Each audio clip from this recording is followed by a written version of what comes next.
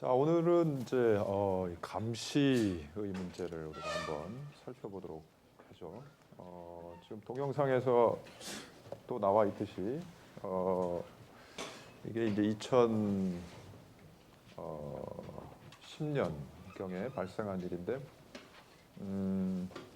이미 그보다 이제 20년 좀 전에 1990년에 그 국군 보안사령부가 지금 이제 기무사가 그 민간인들을 이제 사찰해서 문제가 됐던 이제 사건이 있었죠.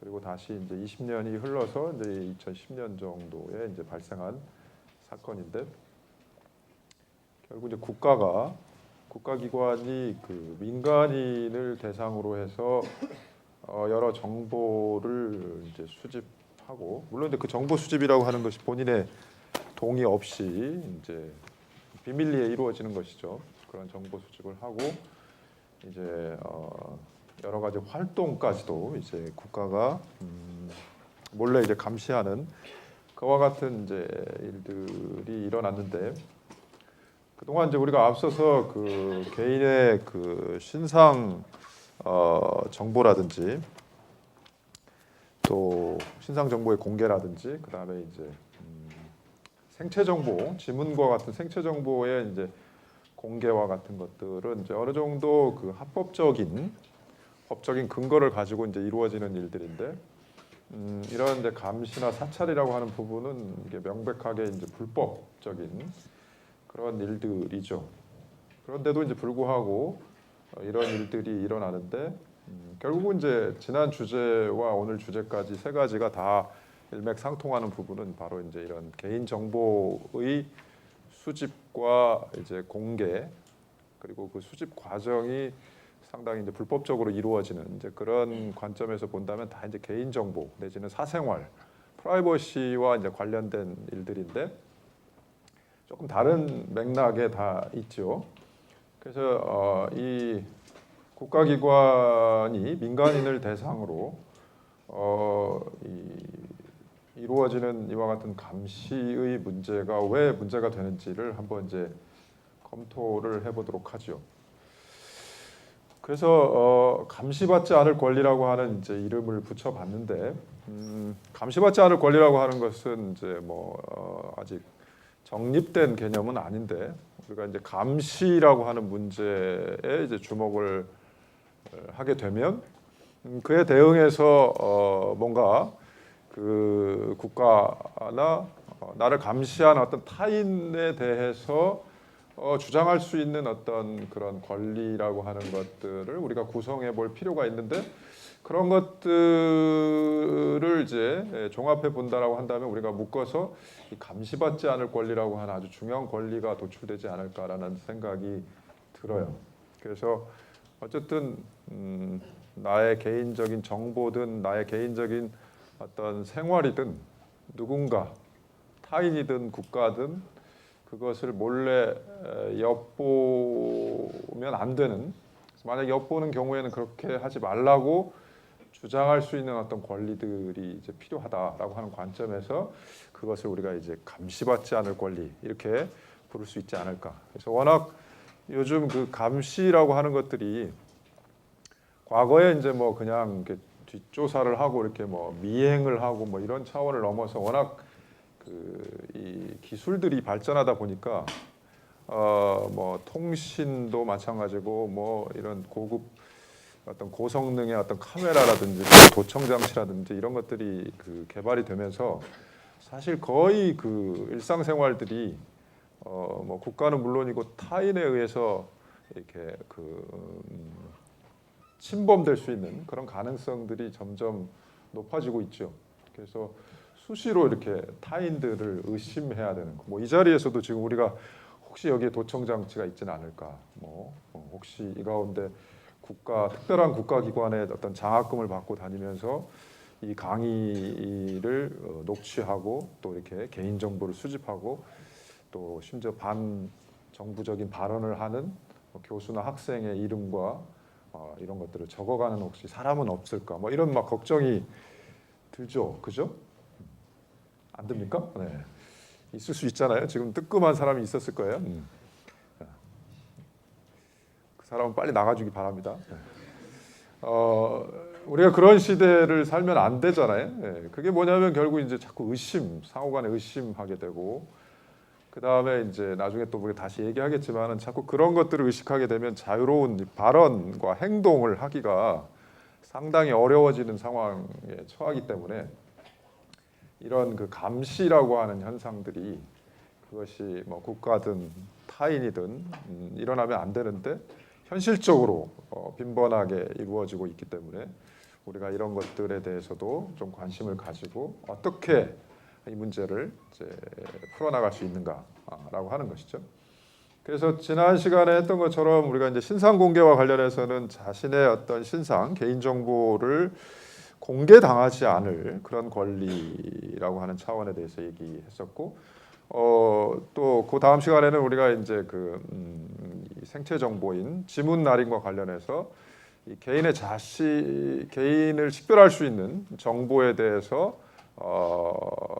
이 접근해서 열람하고 뭔가 수정을 요구하고 그 다음에 이제 그 사용 중지를 요구하고 또 삭제를 요구할 수 있는 적극적 권리로서의 개인정보 자기결정권이 이제 굉장히 중요한 권리로서 요즘 부각을 받고 있다 이런 얘기까지 했는데, 어쨌든 그 같은 맥락에서 우리가 이제 이 사생활이라고 하는 부분에 대해서 얘기를 해본다면 기본적으로 이제 공간과 관련된 어떤 그 비밀에 대해서는 이제 주거의 비밀에 관한 권리라고 하는 게 있죠. 그래서 반드시 뭐 주거 공간뿐만 아니라 어쨌든 그런 그 비밀이 요구되는 공간들이 있지요.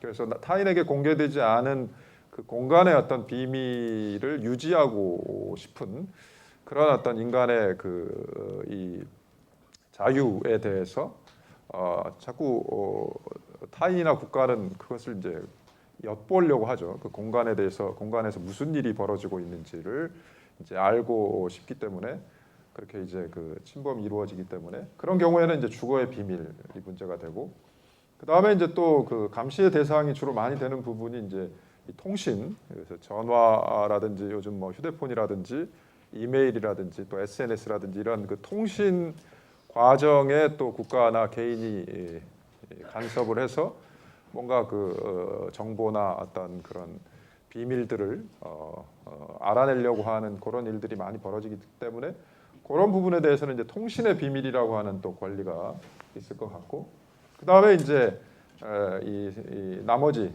주로 이제 개인 정보라든지 개인의 어떤 사생활, 뭐 여러 가지의 뭐 거래 관계라든지 타인과의 어떤 교류, 뭐 대화, 어디로 이동하고 있는 그런 그 다양한 사적인 그런 행동들이 이루어질 수가 있는데 그런 것들도 이제 감시를 받게 되는 것이죠.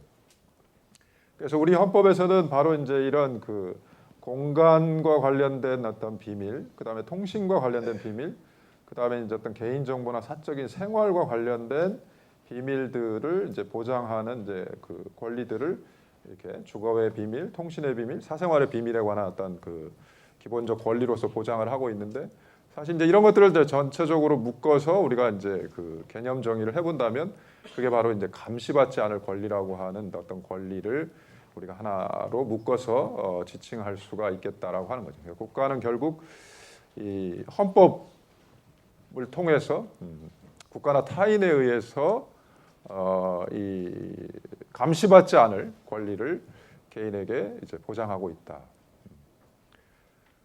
근데 이제 끊임없이 타인이나 국가는 이 비밀로 붙이고 싶은 어떤 영역에 대해서 끊임없이 이제 간섭하려고 하고 알아내려고 하고 정보를 수집하려고 하죠. 이제 목적은 다양할 수가 있어요. 목적은 뭐 여러 가지. 이제 국가는 이제 우리 동영상에서도 봤듯이 어떤 그런 개인의 성향을 분석해서 어떤 그런 발언이나 행동에 대한 억압의 기제로서 이제 사용하기 위한 것들도 있고, 또 개인들 간에도 어떤 비밀을 수집해서 그것을 이제 활용하고 또 악용하려고 하는 그런 것들 때문에 끊임없이 어쨌든 그런 개인의 정보나 사생활에 대해서 감시가 이루어지고 있죠. 그래서 바로 우리가 이제 이 감시받지 않을 권리라고 하는 거. 그러니까 사실은 주거의 비밀이나 통신의 비밀, 사생활의 비밀로 어떤 면에서는 또 커버가 안 되는 그런 이제 그 사적인 영역들에 대한 어떤 감시가 이루어질 수 있기 때문에 이러한 권리들이 보장되고 있는 취지를 반영해서 우리가 포괄적으로 인간에게는 타인이나 국가에 의해서 감시받지 않을 그러한 이제 권리가 있다. 그런 이제 이 포괄적인 어떤 권리들을 우리가 한번 도출해 볼 수가 있는 것 같아요. 그래서 주거 같은 경우에는 이제 과거에는 뭐 가장 그 전형적으로는 그냥 뭐 직접적으로 주거에 침범하는 것이죠. 뭐 그 목적이 뭐 어떤 것이 됐든 간에 타인의 주거에 동의받지 않고 이제 침입하는 것이었다면 요즘은 이제 과학기술의 발달로 이 도청이나 도찰이라고 하는 것들이 빈번하게 이루어지죠. 그래서 원칙적으로는 영장 없이는 국가도 타인의 주거에 이 침입할 수 없는 그와 같은 이제 이 권리가 보장이 되는 것이고 통신의 비밀 같은 경우에도 이 요즘 이제 아주 빈번하게 벌어지죠. 이런 휴대폰이라든지 이메일에 대한 이 감청들이 이루어지고 있기 때문에 이제 뭐 우리가 잘 모르지만 사실은 이루어지고 있고 또 사실은 이제 누구와 통신했느냐라고 하는 그러니까 뭐 통신의 내용도 뭐 물론 중요하겠지만 또 어느 시간에 어느 장소에서 누구와 통화했는지에 대한 어떤 통화 내역 이런 것들도 이제 사실 비밀에 붙여져야 되는데 그런 정보들을 이제 통신 회사들이 가지고 있다가 국가가 요구하는 경우에 이제 제출을 하게 되면 어느 시간 어느 장소에 누구와 대화했다라고 하는 사실을 통해서 이제 여러 가지 그 정황이 수집이 되죠. 요즘 정황이라는 말이 많이 나오는데 그러니까 내용을 직접 들은 건 아니지만 어쨌든 간에 그 시간과 장소, 그 상대방을 통해서 뭔가를 추리해낼 수 있는, 추정해낼 수 있는 그런 정보가 되기 때문에 굉장히 이제 중요한 사실들인데 그와 같은 이제 정보에 대해서도 우리가 이제 기본적으로 타인이나 국가가 이제 그 정보를 수집하거나 그것을 이제 이용해서 다른 목적에 이제 활용할 수가 없다라고 하는 것인데 이런 것들도 이제 빈번하게 이루어지고 있죠. 그래서 지금 이 통신과 관련해서 이제 통신비밀보호법에서 보호를 하고 있죠. 통신의 비밀을 보호하고 있는데 이제 문제가 되는 부분은 이 통신 제한 조치라고 해서 결국 이제 통신의 비밀을 몰래 엿듣는 감청이라고 하죠. 우리가 이제 불법적인 행위는 이제 도청이라고 하고 합법적인 것은 이제 감청이라고 하는 표현을 쓰는데 어쨌든 통화 이 통신의 당사자들이 모르는 상태에서 그 통신의 내용을 듣고 몰래 듣고 어쨌든 그 사실을 이 수집해서 뭐 녹음을 하거나 또는 뭐 등등 여러 가지 방법으로 이제 기록을 해 두는 것들을 우리가 이제 통신 제한 조치라고 부르는데 원칙적으로는 지금 범죄 수사를 위해서라든지 그러니까 이제 수사기관이 범죄를 수사하기 위해서라든지 또는 이제 국가 안보를 위해서 어떤 정보 수집의 목적으로 이제 통신 제한 조치로서의 어떤 이런 감청이라고 하는 것들을 한다라든지 아니면은 이제 뭐 그 밖에도 이제 여러 가지 교통 정보 수집이라든지 뭐 등등 여러 가지 이제 목적으로 이제 사용이 될 수가 있는데 그러니까 개인의 어떤 그 비밀, 특히 통신의 비밀이라고 하는 부분에 있어서 감시받지 않을 자유라고 하는 것도 뭐 특별한 공익적인 목적이 있다라고 한다면 어느 정도 이제 정당화가 되는데 그런 경우에도 원칙적으로 이제 이 어떤 특별한 어떤 요건을 갖춘 뒤에 원칙적으로는 법원의 허가를 받아서 이제 영장을 발부받아서 통신 제한 조치가 있어도 되겠다라고 하는 판단이 있는 경우에 이제 원칙적으로 합법적인 감청이 되는 것인데 이런 감청이 이제 남용이 되고 있다라고 하는 것이죠. 그래서 워낙 뭐 범죄 수사라고 하는 어떤 그런 포괄적인 목적이 있기 때문에 자칫 이 통신 제한 조치 감청을 이제 허가하게 되면 단지 제한된 사건에 국한되지 않고 좀 포괄적으로 그런 이제 감청들이 이루어질 수 있는 가능성이 충분히 있다라고 하는 것이죠. 그리고 아까 얘기했던 이제 통신 사실 확인 자료, 이게 이제 어떤 통신 내역, 어떤 시간에 어느 장소에서 누구와 어느 몇 차례 이제 이런 통신들이 이루어졌는지라고 하는 그 통신 사실 내역 조회라고 하는 것도 이제 중요한 정보인데 바로 이런 경우에도 이러한 정보들도 결국 이런 범죄 수사나 이런 합법적인 목적을 위해서 꼭 필요한 경우에만 이제 하도록 되어 있는데 그것이 사실상 이제 지켜지고 있지 않다라고 하는 것이고 특별히 문제가 되는 부분은 바로 이제 국가 안보를 위한 경우에는 통신 제한 조치를 하고 그런 통신 제한 조치가 법원의 허가가 없이도 이루어질 수 있다라고 하는 것이죠. 그래서 이런 그 검사나 사법 경찰관 또 정보수사경 우리로 말하자면 이제 국가정보원 같은 기관이 국가 안보와 관련해서 어떤 그런 범죄 또는 그러니까 범죄나 어떤 국가 안보와 관련된 그런 이제 긴박한 상황에서는 법원의 허가 없이도 이제 할 수 있다라고 하는 것이죠. 그래서 이제 이런 것처럼 원칙적으로는 이제 법원의 허가를 받아서 통신 제한 조치 등이 이루어져야 되는데 예외가 또 있다는 거죠. 그러니까 두 가지 문제점이죠. 하나는 목적 외로 이제 사용될 수 있는 가능성들도 있고 또 하나는 이와 같이 이제 원칙적으로 요구되는 어떤 그 법원의 영장 없이 이루어질 수 있는 예외가 있다라고 하는 점들이 결국은 이게 남용의 가능성들이 이제 크다라고 얘기할 수가 있을 것 같아요. 아까 얘기했던 통신 사실 확인 자료 같은 경우에도 바로 이제 이런 수사기관에서 또는 그런 정보 수사기관, 국가정보원 같은 경우에 이제 국가 안전 보장을 위해서 통신 이 사실을 확인해 주는 그와 같은 자료들을 요구할 수 있는데 바로 이런 것들도 이제 여전히 남용의 가능성들이 있다라고 하는 것이죠. 사생활 같은 경우에는 그밖에 이제 주거나 통신 이외에 여러 가지 뭐 개인의 다양한 활동들, 사적인 활동들과 이제 관련되어서 그 사실들을 이제 비밀리에 촬영한다라든지 뭔가 어떤 정보를 캐내기 위해서 다양한 이제 시도들을 하게 된다라고 하는 것이죠. 그 중에서 이제 개인 정보라고 하는 부분은 이제 우리가 앞서서 얘기했던 것처럼 개인을 식별할 수 있는 여러 가지 이제 정보들인데 최근에 문제가 되고 있는 이런 감시나 사찰의 경우에는 단순히 개인 정보, 그러니까 개인을 식별해낼 수 있는 정보, 뭐 그러니까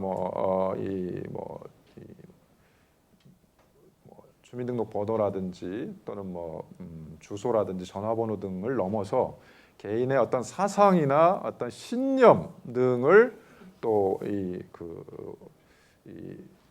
몰래 이제 감찰하고 감시하고 그와 같은 것들을 이제 정리해서 어떤 그 기록으로 남겨둔다라고 하는 것들도 이제 문제가 되는 것 같아요.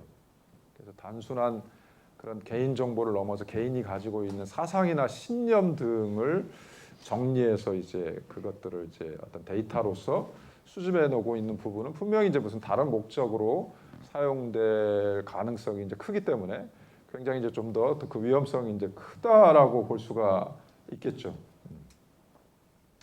그래서 우리가 그 지난 시간에 잠깐 그 개인정보보호법에 대해서 잠깐 언급을 했었는데 개인정보보호법이라고 하는 것들이 이제 만들어져 가지고 아주 중요한 개인정보 수집과 관련해서는 이제 중요한 원칙들이 있죠. 그래서 뭐 우리 여러 번 강조했던 것처럼 반드시 어떤 정당한 목적이 있어야 되죠. 그러니까 뭐 범죄 수사를 위한 목적이든 국가 안보를 위한 목적이든 뭐 신원 확인을 위한 목적이든 아니면 뭐 교통 정보를 수집하기 위한 목적이든 어쨌든 분명한 그 목적이 정해져야 되고 목적이 분명하게 정해져야 되고 반드시 그 목적의 범위 내에서만 개인정보, 그 수집된 개인정보를 이용할 수 있도록, 즉 목적 외 사용은 원칙적으로 이제 금지된다라고 하는 것이죠.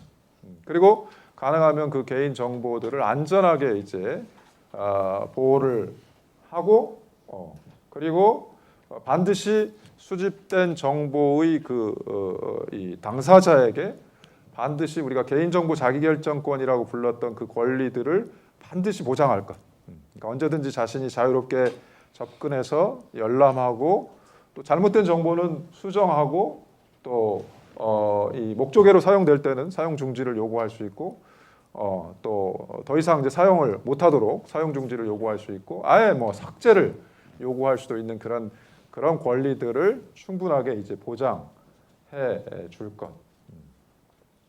그리고 가능하면 개인의 정보라고 하는 것은 최소한 수집을 하고 그리고 가능하면 익명으로 처리하고 그다음에 개인 정보를 관리하는 사람은 가능하면 그 개인 정보 주체의 신뢰를 얻기 위해서 노력을 해야 된다.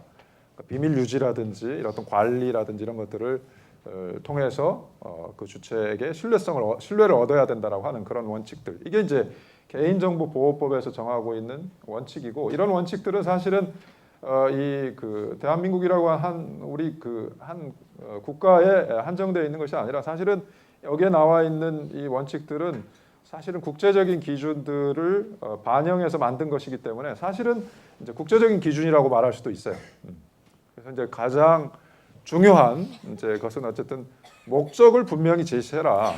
공익적인 목적을 분명하게 제시하고 그 목적 범위 내에서만 최소한의 정보를 수집해서 안전하게 관리하고 사용해라. 뭐 이런 정도의 그리고 반드시 이 정보 주체들에게 보장된 권리를 충분하게 이제 보장하라. 이게 이제 아주 국제적인 표준이에요. 국제적인 표준이고 이 표준에 따라서 겨우 이제 우리는 이 개인정보보호법이라고 하는 것을 이제 만들었는데 아직도 이런 원칙들이 잘 지켜지지 않는다라고 하는 것이죠. 그러니까 목적이 분명하게 아주 명확하게 제시가 돼야 되는데 사실은 이제 국가안보 범죄 수사 이렇게 되면 굉장히 막연할 수가 있기 때문에 조금 더 이제 구체적으로 제시가 돼야 될 필요가 있고 그런 목적을 위한다고 하더라도 어쨌든 최소한의 정보만을 수집할 수 있어야 되고 수집된 정보는 반드시 그 정해진 목적의 범위 내에서만 사용이 돼야 되는데 그 목적을 넘어서 자꾸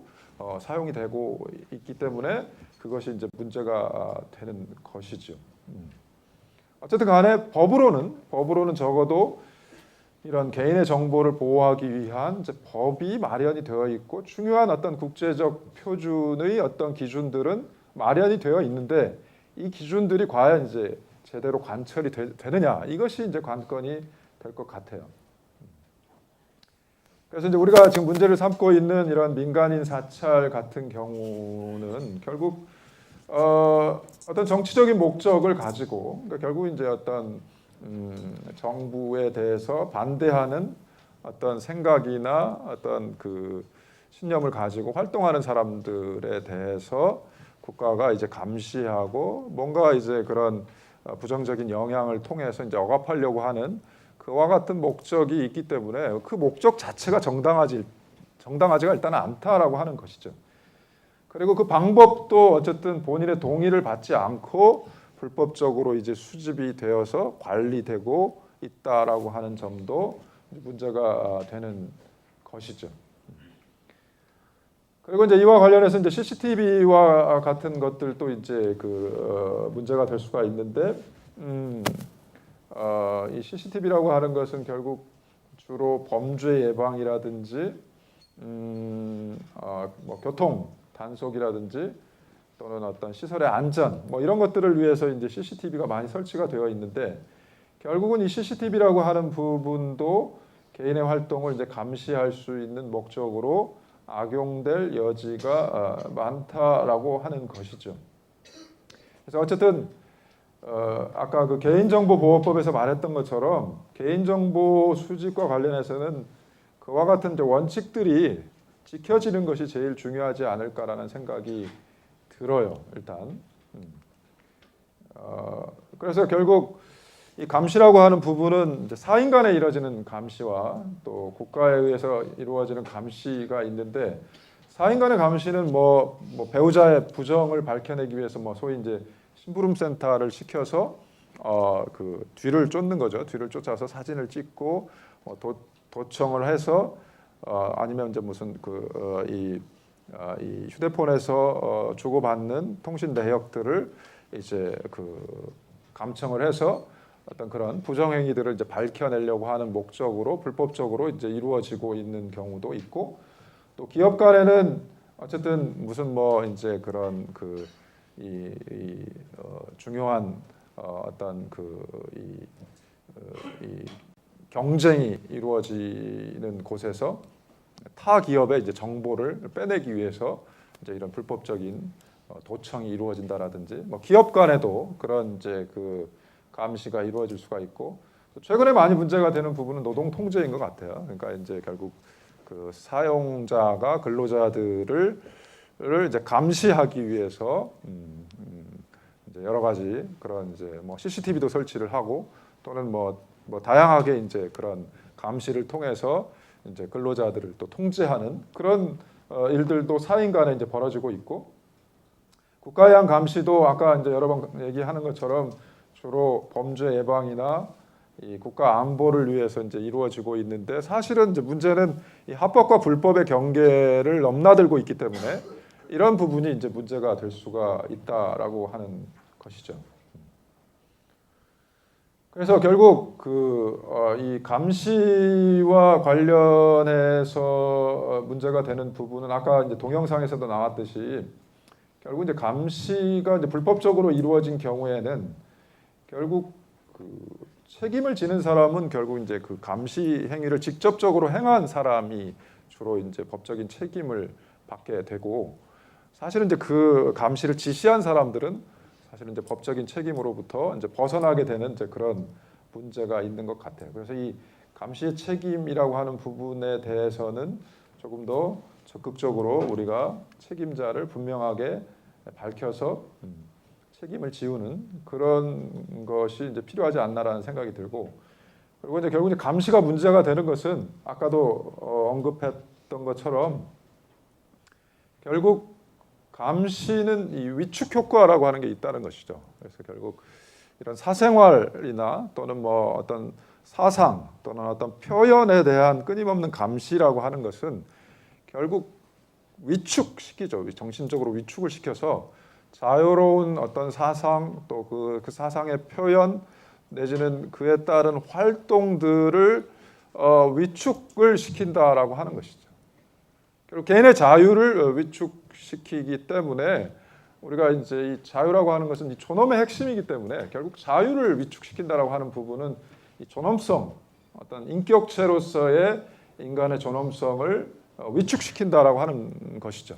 이게 이제 가장 큰 문제가 되는 거예요. 그래서 원칙적으로는 이 감시라고 하는 것들이 이루어지면 안 되는 것이고, 뭐 아까 말한 이제 범죄를 모의한다라든지 또는 뭐 국가 안보를 해치는 그런 중대한 어떤 범죄가 있는 경우에는 물론 예외가 될 수가 있겠지만은, 그런 목적을 넘어서 이제 국가가 또는 그런 목적을 빙자해서 국가가 감시를 하게 된다라고 하는 것은 바로 이제 이 사상과 표현과 활동의 자유를 억압함으로써 결국 개인의 존엄성 자체를 침해하는 그런 결과에 이르게 된다라고 하는 것이고, 그리고 이제 끊임없이 이제 감시를 받다 보면은 가장 중요한 건 그거 같아요. 결국은 타인에 의한 감시를 받다 보면은 위축이 되고 결국은 이제 스스로 검열하게 된다라고 하는 것이죠. 자기 검열한다라고 하는 것이죠. 아까도 얘기했던 것처럼 만약에 이런 뭐 강의실 같은 곳에서도 끊임없이 감시가 이루어진다라고 한다면 우리가 말을 조심하게 되는 것이죠. 그렇죠? 그래서 결국 내가 해야 될 말, 내가 해야 될 행동들을 스스로 검열하고 이제 하지 않게 되는 그와 같은 일들이 일어나기 때문에 바로 이제 감시라고 하는 것은 그런 부분에서 이제 굉장히 부정적인 그런 효과를 발생을 시킨다라고 하는 것이죠. 그래서 결국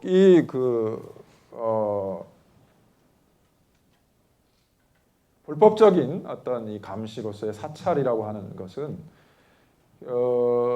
국가 권력이라고 하는 것은 어쨌든 국민을 위해서 국민의 어떤 권리를 보장하기 위해서 사용돼야 되는 것인데 오히려 국민을 적대시하고 이런 그 국민을 이제 그런 적으로 간주하는 그런 그 생각에 기초하기 때문에 결국은 이제 국민의 권리 보장과 관련 없이 국가 권력이 행사될 수 있는 어떤 길을 열어놓게 된다라고 하는 점이죠. 그리고 원래 민주주의라고 하는 것은 다양한 생각과 다양한 또 표현과 다양한 활동이 보장되는 것이 민주주의이기 때문에 자꾸 감시를 하게 되면 아까도 얘기했던 것처럼 위축되고 자기 검열을 하기 때문에 이건 결국 이제 민주주의에 대한 굉장히 큰 해악이 될 수가 있다라고 하는 것이죠. 그래서 오히려 국민에게는 감시받지 않을 소극적인 차원을 넘어서 오히려 국민이 국가 권력을 감시할 수 있어야 되죠. 원래는 그죠? 국가의 존재 목적이라고 하는 것은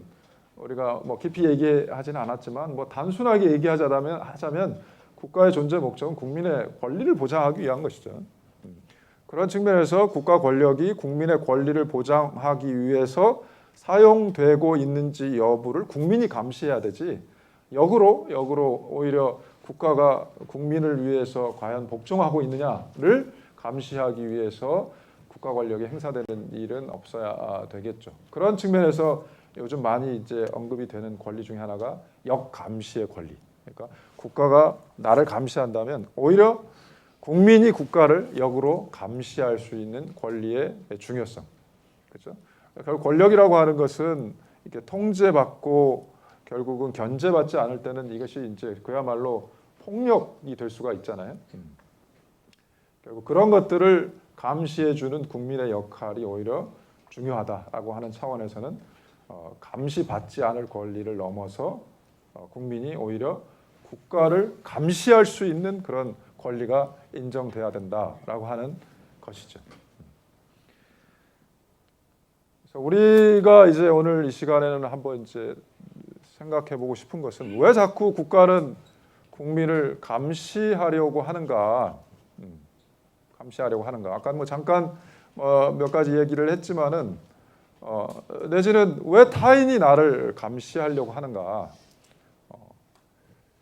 왜 그렇습니까? 왜 국가나 타인들은 이 타인의 어떤 개인의 사생활에 대해서 자꾸 감시하려고 하는 것일까요? 이유를 한번 우리가 생각을 해보면서 대안을 한번 찾아보면 좋을 것 같아요. 뭐 그것이 결국 국가가 됐든 뭐 기업이 됐든 뭐 학교도 그럴 수 있고 어쨌든 왜 개인의 이 사생활에 대해서 감시하려고 하는가? 감시라고 하는 이 감시라고 하는 현상의 원인은 뭘까요?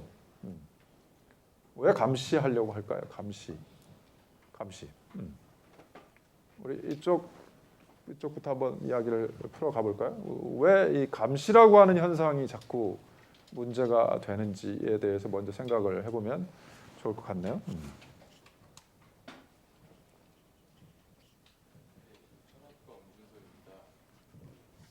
왜 감시하냐라고 이렇게 생각을 해보면 그 권력의 속성 때문이라고 저는 생각을 합니다. 그러니까 특히 사생활에 같은 혹은 사생활에 관련된 문제들이 이번에 뭐 최동욱 검찰총장 때도 그랬지만 굉장히 어떤 그 도덕적인 부분이고 어떻게 보면은 이 사생활에 관련된 부분인데 그것에 대해서 여론이 만들어지고 그 여론이 실제적으로 그 어떤 권력 작용이 되는 데 있어서 큰 영향력을 미치기 때문에 그런 어떤 루트를 확보하려고 그러는 것 같다는 생각을 해봤습니다. 권력 타인의 약점을 잡기 위한 건가요? 네. 결국 감시라고 하는 것은 쉽게 얘기해서 타인의 약점, 네, 신상 털기. 그런 예컨대 뭐 FBI 국장이 뭐 에드거 후보라는 사람은 그런 약점들을 잘 수집을 해가지고 50년 이상 뭐 자리를 지켰다고 얘기를 그럼 우리가 들었습니다. 이렇게 반문할 수 있잖아요. 뭐 왜 자꾸 그렇게 약점을 만드냐? 약점이 없으면 되지 않냐라고 질문할 수도 있지 않을까요? 어떻게 생각해요? 나쁜 짓을 안 하면 되잖아요. 예컨대 그 나쁜 짓이랑 그 권력의 작용의 어떤 목적이랑 긴밀하게 연관되는 거면은 그거는 밝혀져야 되는 부분인데 그렇지 않고 그걸 그냥 악의적으로 이용하는 거라면 그건 좀 다른 문제라고 생각합니다. 왜냐하면은 그 권력의 작용이 아니라 다른 방식으로 그거를 도덕적인 비난이든 이면 간통에 대한 어떤 사법적 처리든 간에 그런 식으로 처리돼야 될 것들이 단 어떤 홍보용으로 그냥 다른 목적으로 전용되기 때문에 그게 좀 문제가 있지 않나 생각이 듭니다. 그 옆에 우리 한번 들어볼까요? 그러면 그 옆에. 인문학부 안효준이라고 합니다. 그 우선적으로 일단 저희 나라는 좀 특이 케이스인 게 남북 분단됐고 일단 간첩이 있을 가능성이 크잖아요. 그래서 일단 그걸로 정당화될 수 있는 게 국민 중에 간첩이 있으면은 그거를 잡아야 하는 국가로서는 또 잡아야 하니까 또 감시할 수 있는 그 정당성이 생긴다고 생각하고요. 물론 그게 더 어떻게 심하게 되면은 또 문제가 엄청 커지겠지만 또 방금 권력의 속성이라고 얘기하셨는데 확실히 정치권 같은 데서는 그 권력이라는 게 국민의 그 지지에서 오니까 결국 이미지 싸움이라고 생각하거든요. 그래서 서로 이미지 망치는데 그런 걸 사용하는 것 같기도 합니다. 예.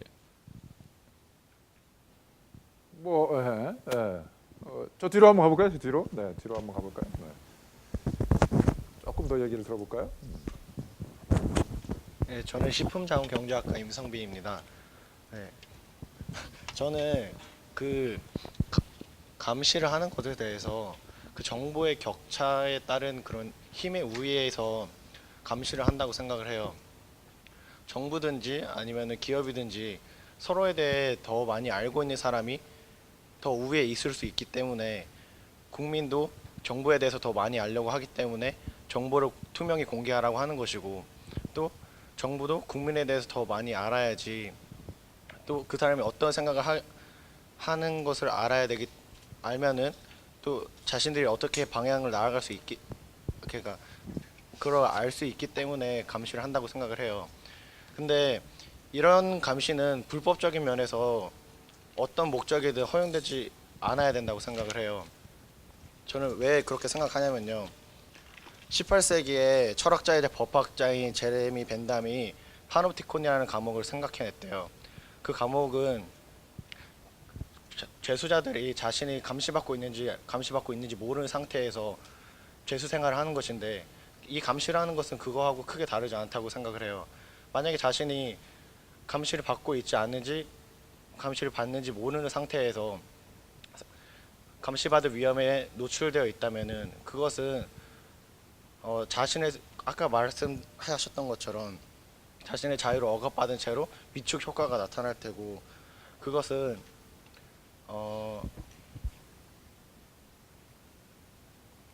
자신의 자유를 억압당하는 것이라고 생각해요. 근데 이게 단순히 자유가 억압돼서 문제가 되는 것이 아니라 검찰총장이 지금 사퇴를 한다고 발표를 했는데 이것에 대해서 또 보면 알 수 있듯이 그러면은 검찰총장을 감시한 것에 대해서는 비난하지 않고 검찰총장이 도덕적으로 비난받을 만한 행동에 대해서만 비난을 하는데 그리고 이런 것이 지속이 된다면은 감시가 정당화되고 그러니까 결과에 대한 것만 중시가 되고 어떤 사람이 불법적으로 과정을 했던 간에 그거는 중요하지 않게 될 거라고 생각을 해요. 그렇기 때문에 결과만을 중시하는 사회가 될 수 있다는 측면에서 또 이런 감시가 문제가 될 것 같아요. 네, 중요한 얘기를 했네요. 그러니까 결과보다는 과정이 중요한데 그 과정의 어떤 불법을 정당화할 수가 있다. 이쪽으로 한번 넘어가 볼까요? 이쪽으로. 네.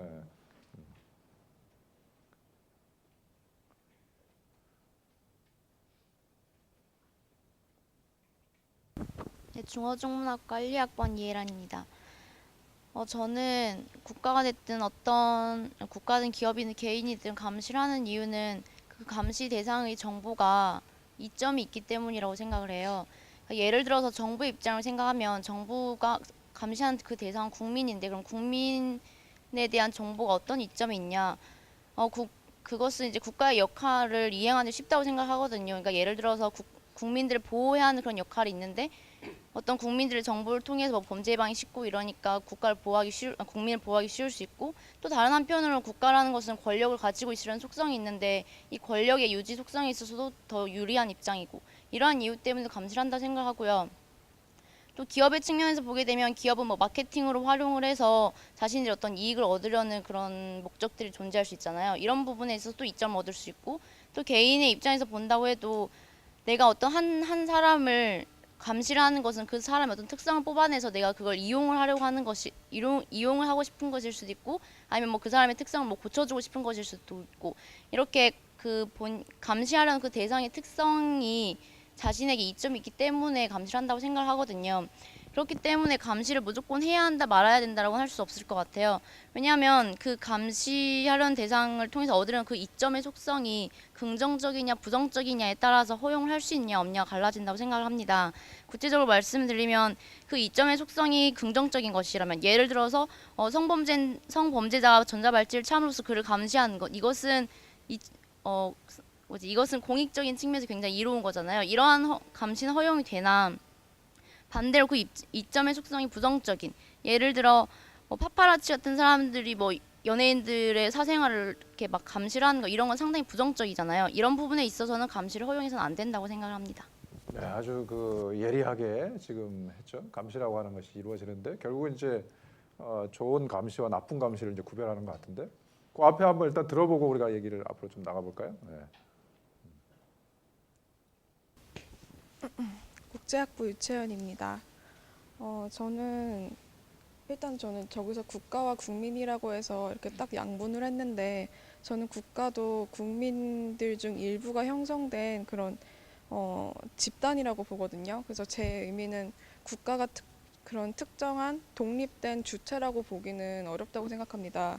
그런 국민과 국가를 굳이 양분하자면, 국가는 국민들 중에서 특정한 권력이나 권위를 가진 그런 소수의 어떤 선택된 그런 사람들이 이룬 것이 국가라고 봤을 때, 저는 국가나 국민이나 둘 다 자율적으로 생각할 수 있고 행동할 수 있는 그런 개개인으로 구성됐다고 생각합니다. 그렇기 때문에 국가 입장에서, 그러니까 그 국가를 구성한 그런 권위층의 입장에서 생각했을 때, 그들이 생각하기에 바람직하다고 생각하는 가치나 이념이나 체제나, 그리고 그들 개개인에게 이로운 그런 이득까지 했을 때 그들이 추구하고자 하는 방향이 있다고 생각합니다. 그렇기 때문에 그들의 기반을 공고하게 유지할 수 있게 하기 위해서 그렇게 국민을 감시하려고 하는 것이 아닌가, 그렇게 생각합니다.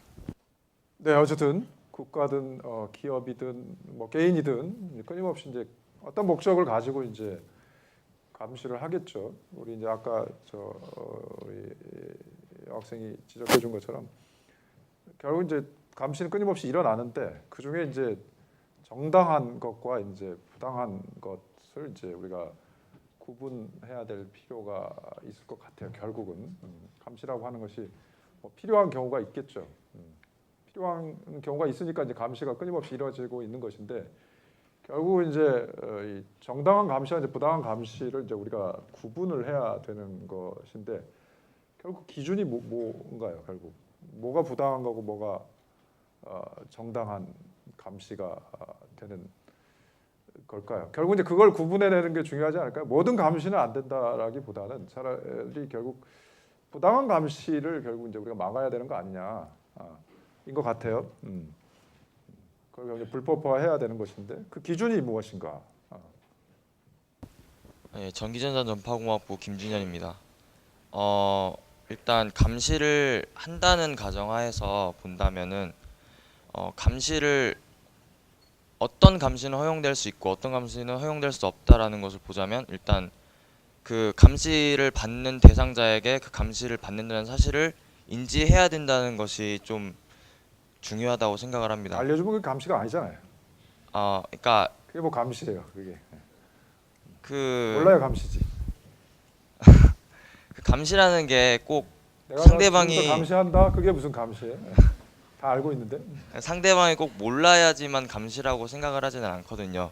그 저번 시간에도 얘기를 했듯이 그 전자발찌라는 것도 결국은 그 범죄자를 다른 범죄를 예방하기 위해서 감시 차원에서 달았던 것이고, 그다음에 CCTV도 역시 내가 여기서 찍고 있으니까 여기서 범죄를 저지르지 말아라라고 예방 차원에서 이렇게 적는 것이기 때문에 이런 것도 역시 감시에 해당될 수가 있거든요. 근데 만약에 뭐 통화 내역 조회라든지 아니면 뭐 신용카드 내역 조회라든지 이것을 상대방이 알지 못하게끔 하고 그냥 불법적으로 행하게 된다면은 그거야말로 그 개인의 그 프라이버시를 침해한다고 생각을 합니다. 상대방에게 알리는 조건으로 하는 감시는 된다. 우리 앞에 일단 그 뒤쪽으로 갔다가 앞으로 올까요? 네. 저 경영학과 박가연이라고 합니다. 저는 그 감시가 합법적이 되려면 그 목적이 정당해야 된다고 생각을 하는데, 이 정당성이라는 게 되게 추상적이고 사람마다 다르게 느낄 수 있는 거잖아요. 그래서 저는 이 정당성을 국민들이 인정하기 위해서는 충분하게, 그러니까 입증된 증거가 필요하다고 생각합니다. 예를 들어서 보통 우리가 공익이라고 생각하는 것은 뭐 여기 써있듯이 국가 안보, 뭐 범죄 예방 이런 게 있는데, 국가 안보에 대해서 좀 더 구체적으로 말하면 북한이 제일 먼저 떠오르잖아요. 근데 그 북한에 대해서 간첩에 대한 감시를 할 때 있어서 그 사람이 간첩이라는 것에 대한 어떤 충분한 입증, 그런 게 있어야 그 수사가 시작될 수 있다고 생각을 합니다. 그러니까 그 전에 있어서 뭐 어떤 행동 하나를 했다고 해서 그것이 의심이 돼서 그렇게 해서 감시를 하는 것은 오히려 애꿎은 사람의 인권을 침해할 수 있는 거기 때문에, 다른 사람의 입장에서는 그게 어떤 인권의 침해라고 볼 수 있는 것이고 정당하지 못하다고 생각할 수 있는 사람이 있기 때문에, 그래서 모든 사람에게 있어서 합법적이라고 생각할 수 없는 그런 감시라고 생각을 하고, 그리고 특히 뭐 현 정부에 있어서 그 질서 유지라고 하는 것도 어떻게 보면 공익의 일환인데, 질서 유지는 사람마다, 그러니까 이게 권력을 가진 사람의 입장에서는 질서 유지라는 것은 어떻게든 명목적으로 갖다 붙일 수 있는 그런 추상적인 개념이라고 생각을 해요. 그래서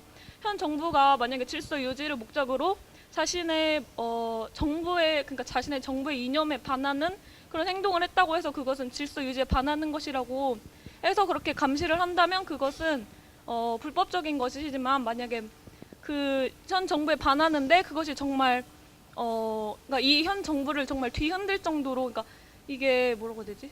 그러니까 현 정부를 올바르게 그렇게 비판하는 게 아니라 정말 그러니까 어떤 모략을 짠다든지 그런 증거를 수집했을 때 감시를 하는 것은 정당하다고 생각합니다. 목적이 좀 구체적이어야 된다. 구체적이어야 된다. 네, 자유전공학부 문정현이라고 합니다. 저는 아까 1번 질문에 대해서 조금 더 생각을 해봤는데, 국가가 오늘날 있어서는 총체적인 보호자 역할을 하고 있다고 생각을 하거든요. 다시 말해서 국가가 국민을 보호하기 위해서 이런 감시 활동들을 다 행하고 있다고 생각합니다. 그런 면에 비추어 봤을 때 국가가 국민을 보호하고 그리고 그들에게 안전을 제공한다라는 측면에서 감시 활동은 정당화될 수 있다라고 생각을 하지만, 그 부분도 보충성의 원칙이 적용됐을 때에만 정당화될 수 있다고 생각합니다.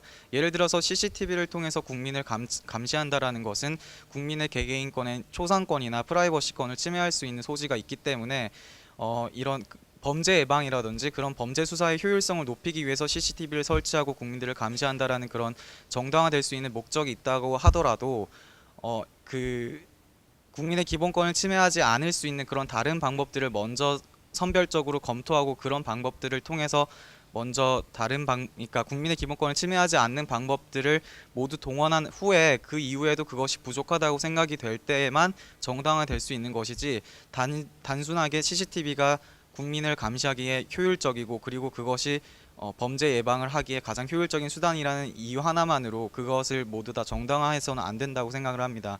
그래서 국민의 기본권을 침해할 수 있는 소지가 있는 그런 감시 수단으로서는 언제까지나 최후의 수단으로서 보충성의 원칙에 입각했을 때에만 정당화될 수 있다고 저는 생각을 합니다. 네, 앞으로 좀 와볼까요? 그러면 다른 수단이 없을 때 최후의 수단으로 감시가 허용될 수 있다. 뭐 하나의 기준이네요. 예, 개용학과 김동균입니다. 예, 저는 기본적으로 이제 국가가 이제 감시를 할 수 있는 이유는 국가 쪽에서 이제 대의를 가지고 있기 때문이라고 생각합니다. 예, 기본적으로 저기 2번에 나와 있는 국가안보 범죄예방 수사적인, 그러니까 확실한 이제 대의적인 측면을 가지고 이제 국가는 이제 국민에게 이제 자기들이 이제 감시를 한다고 주장을 하고, 실제로 이 국가안보나 범죄예방 같은 경우에서 이제 감시가 이제 가지고 있는 이제 가장 큰 이점은 아무래도 범죄 자체가 발생을 해서 문제를 야기시키기 전에 그거를 사전에 차단할 수 있다는 것이 이제 감시의 가장 큰 이점이라고 생각하고, 이것은 이제 충분히 이제 국가안보, 이제 우리나라 같은 경우에는 이제 북한 같은 문제도 있고, 그 다음에 이제 심각한 뭐 테러 같은 범죄 같은 경우에는 이제 발생한 다음에 이제 무엇을 하기에는 너무나 그 위험한 문제이기 때문에 국가가 충분히 이제 감시를 할 수 있다고 판단을 하고, 그 감시를 하는 문제에 대해서는 그 이런 특수한 문제에 대해서 만약에 국가가 이제 감시를 하고 있다는 것을 해당 대상자들이 알아서는 이제 안 되기 때문에 이제 국가는 그것을 충분히 이제 비밀리에 감시를 할 수 있고, 하지만 이제 그 감시하는 절차에 대해서는 아까 이제 영상에서 나왔던 것 중에서 이제 제가 이제 가장 문제시됐다고 생각하는 거는 이제 영장을 없이 국가가 함부로 이제 사사로이 민간인 사찰을 했다는 것인데, 이제 국가 절차 중에 엄연히 그 영장을 받아가지고 합법적인 절차를 밟아서 감시를 해야 되는데, 이제 문제가 되는 거는 이제 그러한 절차를 밟지 않고 감시를 하는 것이지, 그 합법적인 절차를 밟고 앞에서 이제 국민의 기본권에서 그 감시받지 않을 권리에서 이제 특정 범죄들에서는 이제 예외가 된다고 나와 있는데, 그런 예외되는 범위 안에서는 국가는 충분히 사회 질서 유지를 위해서 감시를 할 수 있다고 판단합니다. 네, 아직 뭐 정확하게 정리는 안 됐지만 어쨌든 할 수 있다라고 하는 입장인 것 같은데, 저쪽으로 한번 가볼까요? 이제 저쪽으로 한번 가보겠습니다. 합법, 그러니까 정당한 감시로서 합법화될 수 있는 그런 감시의 기준. 다시 좀 더 생각을 해보죠. 네. 네, 안녕하세요. 건축학과 이상근입니다. 정당한 감시라는 면에 있어서 조금 더 생각을 해보고 구체화를 시켜봤을 때, 정당한 감시라는 것은 누구에게 이익이 되는가, 어떤 목적, 대상에 어떤 사람에게 이익이 되는가, 어떤 단체에게 이익이 되는가가 가장 중요한 관심사라고 볼 수 있습니다. 만약 그것이 그냥 개인적인 기업이나 아니면 개인적인 정치 성향의 사람들이나 아니면 그런 사람들이 감시를 받는 대상을 목적, 그러니까 이용 대상으로 보고 그 사람들에게 그런 감시를 한다면 그건 잘못된 감시겠죠. 하지만 영장을 발부해주는 문제에 있어서도 그 영장을 발부해줬을 때 굉장히 이 사람은 공익을 위해서 감시받을 수 있을 만하다라고 국가에서 인정을 한 사람이기 때문에, 공익을 위한 일이기 때문에, 목적이 또 공익이기 때문에 그 사람에게 영장을 발부해 주는 거거든요. 그런 거랑 똑같이 CCTV나 범죄 예방, 이런 국가 안보 이런 것 같은 경우에는 정말 감시를 받는 대상이 위험하고 또 피해가 받을 수 있기 때문에 그 사람을 감시해 주는 거기 때문에, 목적이 또 피해를 받을 수 있는 국민이기 때문에 감시가 가능한 부분이라고 생각을 합니다. 따라서 어떤 사람이 그러니까 어떤 목적 대상이 이익을 받느냐에 따라서 그 감시가 가능한가 불가능한가를 판단할 수 있다고 저는 생각합니다. 네, 목적으로 혜택을 받는 사람이 누구인가. 저도 비슷한 맥락에서 이제 감시를 적극적인 감시랑 간접적인 감시로 나눠 보면, 간접적인 감시는 이제 CCTV와 같이 전 국민을 대상으로 이렇게 감시하는 거라고 생각하고요. 적극적인 감시는 이제 국가 안보 같은 그런 측면에서 이제 위험 인물, 특수 인물이나 아니면 높은 정치적 인물, 뭐 공인들을 공인같이 특정한 개인이나 단체를 감시하는 거라고 생각했을 때, 특히 적극적 감시의 측면에서 즉 특정 개인, 단체, 사회의 높은 계급에 있는 그런 사람들을 감시하는 부분에서 이 감시는 이제 국가가 감시하는 거라고 볼 수도 있지만 국민이 국민을 감시하는 거라고 볼 수도 있다고 생각합니다. 즉 국민 전체가 이제 특정 요주 인물을 감시함으로써 어떤 국가에 일어나는 일을 스스로 견제할 수 있는 수단을 부여받는 거라고 생각하고요. 이거는 위에서부터 국가에서부터 일방적으로 아래로 이루어지는 그런 용도가 아니라 아래에서부터 위로 이렇게 감시하고 견제할 수 있는 수단으로서 그런 정당성을 확보할 수 있다고 생각합니다. 단지 이러한 정당성이 아까 분이 말했듯이 이제 특정한 기업이나 단체에 의해서 일방적으로 사용되면 안 되니까, 이것을 방지하기 위해서 일단 감시할 대상을 정하거나 감시 절차를 정하거나, 그리고 감시 기간, 장소를 정하는 데 있어서 되게 합리적이고 합리적인 결정이 이루어져야 되는데, 또 이걸 구체화시키면 즉 한 명의 주체나 기관에 의해서 이루어지면 안 되고 독립적으로 서로 모르는 개인 개별적 기관 주체들이 모여서 이제 감시 대상에 대한 성격, 가족 관계, 자기와의 뭐 대립 관계 이런 걸 고려하지 않은 채 단지 그 개인이 한 행동에 따른 정황만 제공받은 채 이렇게 감시를 할지 안 할지 어떻게 할지 이렇게 정해야 된다고 생각하고 그런 환경이 조성되어야 된다고 생각합니다. 감시의 주체와 대상과 또 절차 이런 것들이 명확하게 정해진 경우에는 이제 감시가 될 수가 있겠다. 뒤로 한번 가볼까요? 뒤로.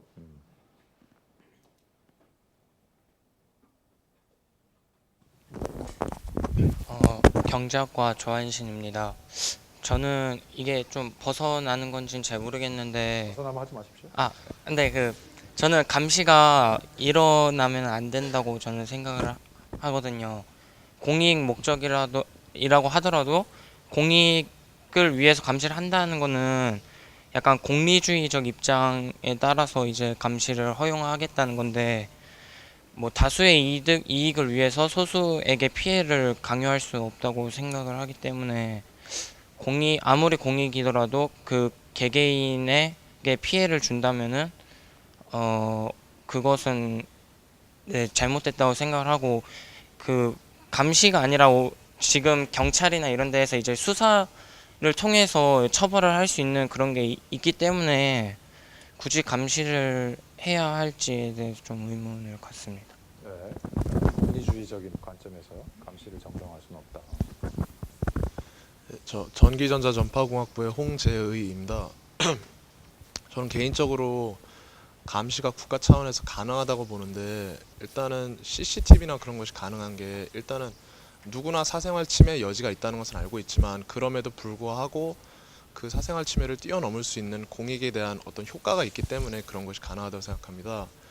이런 감시 같은 경우에서도 뭐 형사처벌이나 뭐 단순 뭐 범죄 같은 경우에는 감시가 가능하지 않다고 하지만 만약에 그것이 국가 안보나 그런 것까지 간다면은 실제로 그 증거를 찾을 때까지 계속 수사를 나가기에는 좀 많이 늦을 수가 있다고 생각합니다. 솔직히 제가 만약 간첩이라 하더라도 웬만해서는 최대한 실수를 하지 않으려고 할 것이고 최대한 들키지 않으려고 할 것이기 때문에 잘 그 근거를 찾을 때까지 계속 가만히 놔둔다기보다는 그런 부분에서는 일부적으로라도 감시를 좀 허용해서 그에 대한 다른 새로운 증거를 찾고 검거하는 것이 중요하다고 생각하고 그런 부분에서 무차별적으로 감시가 될 수 있기 때문에 그 감시하는 기관을 반드시 강력하게 견제할 수 있는 또 다른 기관이 하나 꼭 필요하다고 생각합니다.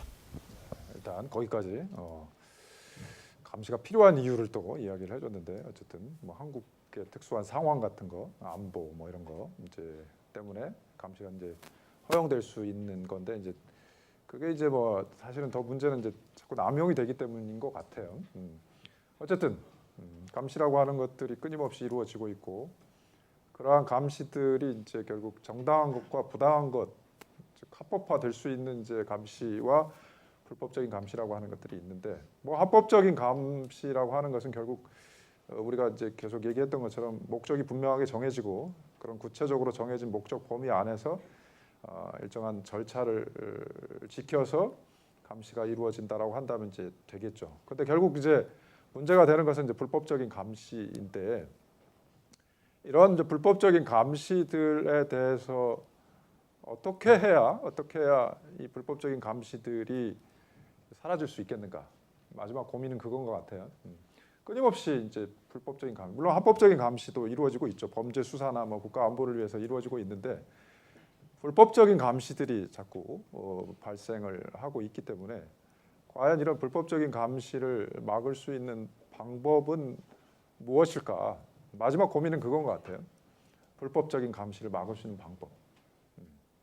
아까 같은 그런 동영상에서 나왔던 그런 예를 들어 내가 될 수도 있기 때문에 내가 그런 당사자가 됐을 때 어떻게 내가 대처를 할 수 있겠는가? 뭔가 그런 불법적 감시로부터 벗어날 수 있는 그와 같은 그 뭔가 대책이 있어야 되는데 어떤 게 있을까요? 이쪽으로 한번 가볼까요? 이쪽으로.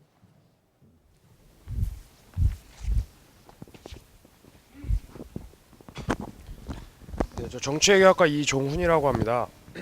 일단 합법적 감시와 불법적 감시를 이제 나누는 기준에 대해서 간단하게만 얘기를 하고 좀 시작을 하고 싶은데, 그 이번 질문에서 이제 공익 목적을 위한 감시는 항상 허용될 수 있는가라고 이제 얘기를 하면, 공익 목적이라는 게 굉장히 추상적으로 다가오잖아요. 그래서 당연히 이제 허용해야 될 것만 같은 이제 느낌이 들긴 하는데, 저는 이제 그런 이유로 이제 감시가 이루어지는 것에 있어서 부작용이라든지 그런 뭐 악영향 같은 게 굉장히 클 수 있다고 생각을 하거든요. 어떤 측면이냐면, 그러니까 실제로 이제 대다수의 사람들이 그것이 공익이라고 믿게 만들 수는 있지만, 실제로 믿고 있지만, 실질적으로 따져보면 공익이 아니라 이제 특정한 누군가만을 위한 이익이 이제 공익으로 포장돼서 이렇게 감시가 들어갈 수 있는 경우가 있잖아요. 아까 그 수업 시작할 때 보여주신 영상에서도 실제로는 이제 뭐 권력을 현재 잡고 있는 사람들이 권력을 유지시키기 위한 그런 뭐 어떻게 보면 사적인 이익일 수 있는데, 그거 자체를 이제 공적인 목적으로 둔갑시켜서 감시를 하는 시기잖아요. 그것도. 그래서 그러한 측면에 대한 그 이제 미리 예방하는 이러한 이제 기제가 이제 3번에 대한 답으로서 자연스럽게 도출될 수 있을 것 같은데, 그래서 이제 제가 생각하고 있는 것은 확실하게 이제 현실화될 수 있을지 모르겠지만, 그 뭐 이제 입법부인 국회라든지 아니면 이제 시민사회 단체로 조직된 이제 뭐 시민들의 대표라든지 이러한 기구들이 그 감시에 대한 감시를 할 수 있는 제도적 창구를 만들 수 있으면 좋지 않을까라고 생각을 하거든요. 지금 이제 현재 이루어지고 있는 뭐 국가정보원이나 이런 뭐 수사기관들에서의 감시는 자기들이 이제 감시를 먼저 해놓고 나서 나중에 이제 공익적 목적을 위해서 어쩔 수 없었다라고 이제 하는 식인데, 그것을 이제 선제적으로 뭐 당사자의 확인을 받는 거는 아까 말씀하신 대로 감시가 아니니까 그거는 뭐 못한다고 치더라도, 시민사회의 입장에서 그리고 뭐 입법부의 입장에서 그러한 감시가 진짜 입법적인 목적을 위해서든 전체 공익을 위해서 필요한 거인지를 좀 더 이제 면밀하고 구체적으로 여러 절차를 거쳐서 엄밀하게 확인을 받은 후에서야 이제 감시를 할 수 있게 하면, 아무래도 불법적인 감시는 이제 상대적으로 조금은 줄어들 수 있지 않을까 생각을 합니다. 감시를 정당화하는 그 목적 자체를 명확히 하고 그것에 해당하는지 여부를 좀 시민사회가 통제할 수 있게 하면은 되지 않겠느냐. 저쪽으로 한번 가볼까요? 저쪽으로. 그 옆에 한번 가볼까요? 일단 옆에. 국어교육과 13학번 이한빛입니다.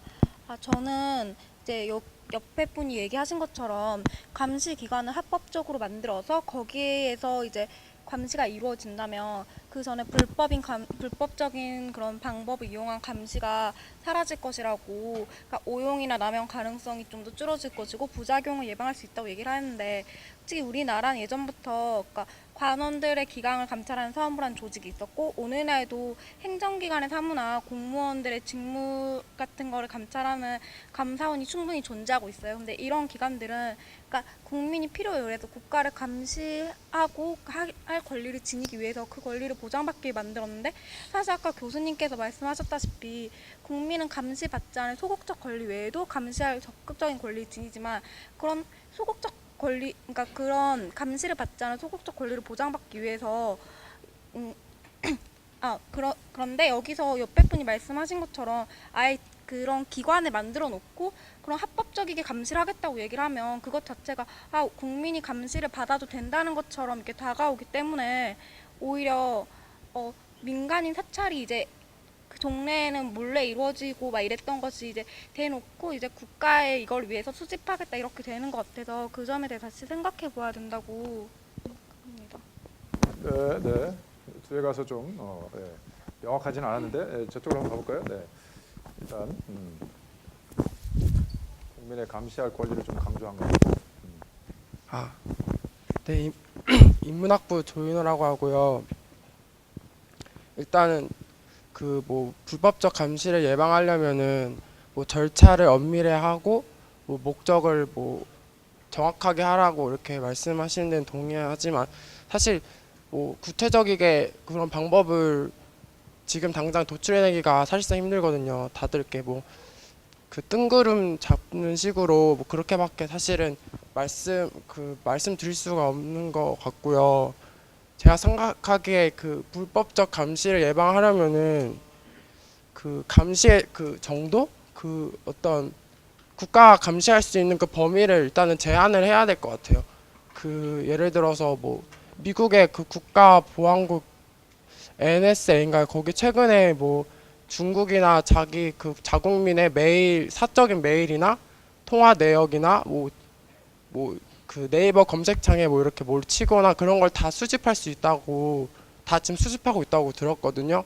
근데 그렇게 되면은 일단은 개인의 사적 영역을 침범해서 그 국민의 그 자기 검열을 하게끔 해서 민주주의를 쇠퇴할 수 있게끔 할 텐데 제가 생각하기에 그러니까 메일이나 이런 거는 조금 그 SNS나 이런 거는 일단 공개되어 있다는 전제하에서 일단은 국민들이 그 사용을 하는데 그 메일 같은 거는 사적인 거잖아요. 굉장히 뭐 다른 친구와 이렇게 보낼 수 있는 거고 거기에 대해서는 저는 국가가 간섭을 하면 안 된다고 생각하거든요.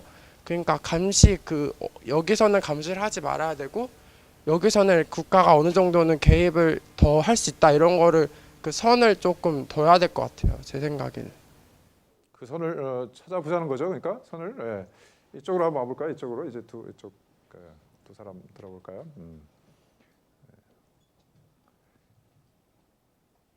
이쪽에 이쪽 두 사람 들어보고. 저는 불법적 감시를 예방할 수 있는 방법에 감시가 종료되었다고 판단되는 시점의 일정 기간 내에 국민들에게 감시의 목적과 결과를 공시하는 제도를 시행하였으면 좋겠다고 생각합니다.